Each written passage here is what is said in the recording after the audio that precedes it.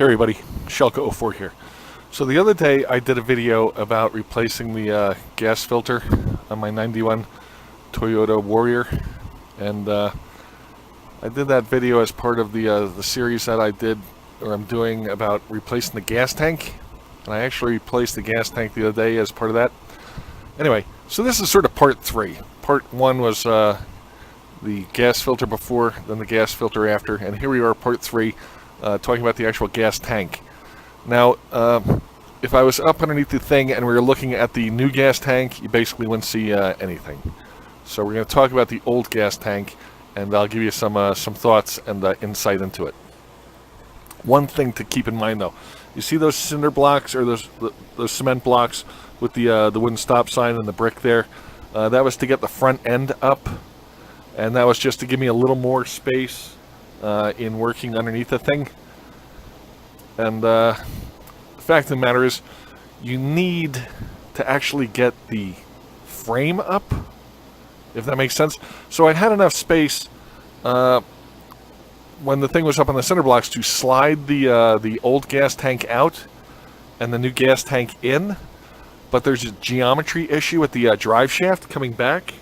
So you need to somehow elevate the frame and get the axle down, and that changes the geometry of the drive shaft and will allow you to pull the old gas tank and put in the new gas tank. So just food for thought there. So here we are. This is where the bread and butter really is. Let's talk about everything. First off, the bolts across the top. As you can tell, it looks stained here. And that's because I used that PB Blaster stuff for about a week to try to get the bolts out. What you have is you've got 8mm fine thread bolts coming up from down below, and they are going to nuts that have been sort of tack welded to the mounting bar on the frame. And the PB Blaster was okay. Long story short, I wound up busting one of the bolts, thankfully. Otherwise, it was going to be a real bear to get out. I was not enthusiastic to use any grinding or electrical tools around this thing because I had an active gas leak and I didn't want the spark to set it off.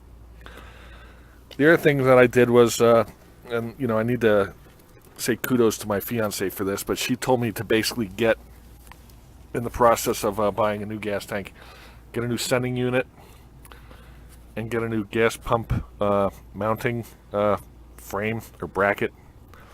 On the sending unit, it doesn't look like that was going to be easy to remove. That looks, let's face it, this thing's 91, 2000, it's 28 years old at least. This is the original gas tank. So that was going to be a chore if I wanted to reuse that. And then on this one, you had the gas line coming in, and there was a 3/4 inch fitting on the gas line, which was sort of a flexible gas line, and then this rigid line coming out of the tank used a 14mm wrench. But the thing is, this again being so old, when I came at this and started really trying to loosen the flexible line from the tank, it started to twist just a little. As much as I tried to hold this thing, because remember, you're only able to drop the tank a few inches, so you're reaching up in there to disconnect this.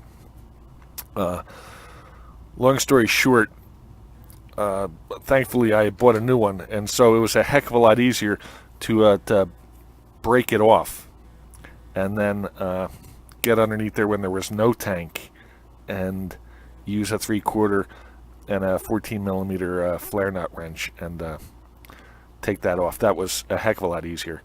What else can I tell you? New gaskets on the new one. The problem was that, this frame was like $160 and the sending unit was like $70, and the gas tank was $190 or something. So you're looking at almost like $500 in parts to do it yourself. But the guy at the gas station basically was quoting just over $1,000.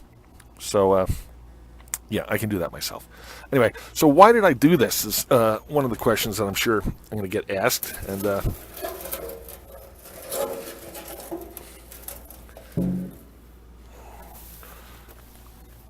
one of the rivets, the not rivets, one of the tack welds that was here. There you go. You can actually see it right there. That was weeping.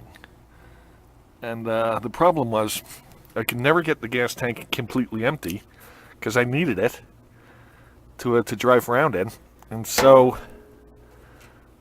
anytime I would put this JB Weld stuff and this gas tank patch and all this kind of crap on here, what happened would be it would never actually be going on a completely dry surface, even though I dry it and hit it with a brake cleaner and all kinds of crap. The minute I got on there with the stuff, it was just enough that I wasn't getting a completely honest adhesion. And so eventually, and probably with the weight of a full tank of gas flexing on this surface, it caused that thing to break loose a little. And then the funny thing is, what you've done basically here is you've really magnified the surface area of what your problem was. And so this thing in its entirety, back when this thing was here, this thing became like a big seep of gas. And boy, we were really leaking a lot of gas at that time. So I replaced that. What else can I tell you? I guess that's about it. If you have any questions, let me know. This is it's an easy job. It's a 1 or a 2 hammer kind of job, but I'm doing it in the gravel, and like I said, the only issue I had was getting the ass end of the thing up in the air high enough to be able to get the gas tank in and out. One thing, if you're going to use wrenches, you want to use the 6-sided wrenches and not the 12-point, because again, these nuts in there are, probably haven't been touched since they went in the factory, and so, if you use a 12-point wrench, you're probably going to strip the corners off your nuts, and that'll be a chore. So don't do that. Anyway, like I said, if you have any problems or questions about this, let me know. Otherwise, thanks for looking. Shelka04 out. Bye.